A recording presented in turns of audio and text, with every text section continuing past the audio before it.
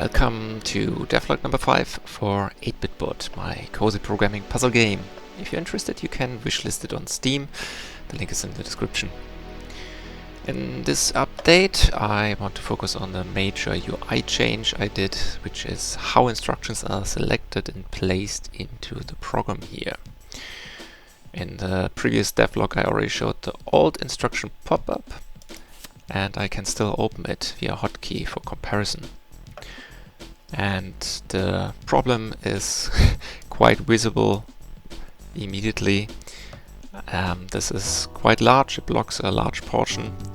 It's heavy, visually very dense and distracting. There are numbers, buttons, counters, helper icons, so it's all competing for attention at the same time.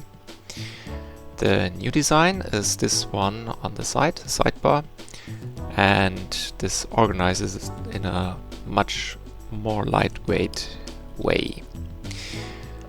And the biggest change here is how availability is communicated. Instead of having the exact numbers here, it's a stack. And when I am moving an instruction away, the stack grows smaller until it is no longer visible at all. And as you can see, I can make these changes with button presses just like before. This is how it used to work. And I can also just use drag and drop, which works also. And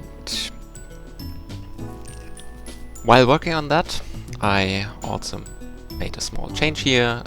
It's barely visible, but the dragged eye token has now a shadow, and the shadow is fading out when it starts snapping, and it also fades in when I'm taking it away from the stack, which is visually consistent with the stack metric, which is also displaying a shadow depending on the height of the stack. So the number of instructions is changing the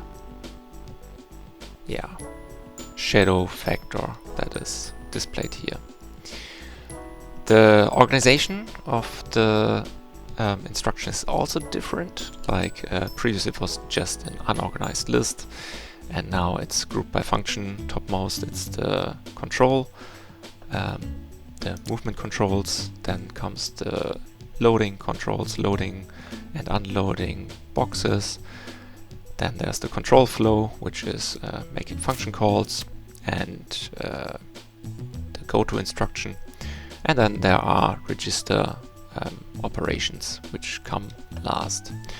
I hope that this makes it much easier to learn and easier to use. And another reason why I wanted to redesign all this was that when playing on my tablet, I'm right-handed, I noticed that when this is on the left side, my arm is blocking the gameplay area, which is also not so great. And to fix this, I can now change the orientation. I can go to the settings, and there's now an interface tab, and there is now a left-handed and right-handed configuration. And when it's on the right-handed mode, everything is aligned on the right, obviously. There's also a two-handed setup, which is for the Steam Deck, which I still haven't worked on, but I was thinking that probably this is going to be a useful configuration when working with controllers, but I really have to see how that is going to work out. And yeah, that is something for the future. This resolution, by the way, is pretty much the resolution that the Steam Deck has. I can also switch to the Full HD mode, where everything becomes much smaller in the video, which is the reason why I'm now preferring this resolution for making the video. Yeah, one thing that is not changed so far, let me change back to the left-hand mode.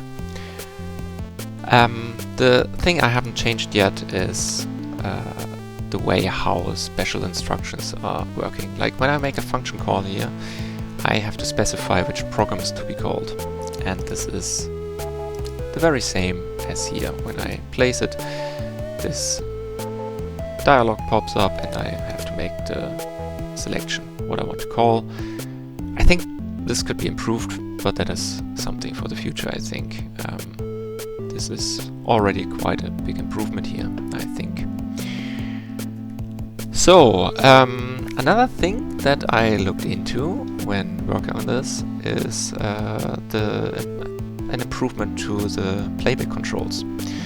So a new button here is the step back action. So I can step forward in the program, which you see is also working much quicker.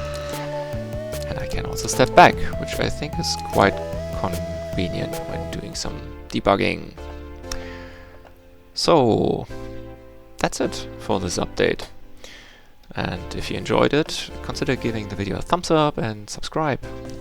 As for the next update, I probably have to focus on the way how the automatic simulation is working. So when I'm pressing buttons here, it tries to step in the simulation to this point in time, but it has some issues, so that is something I need to work on. So thanks for watching.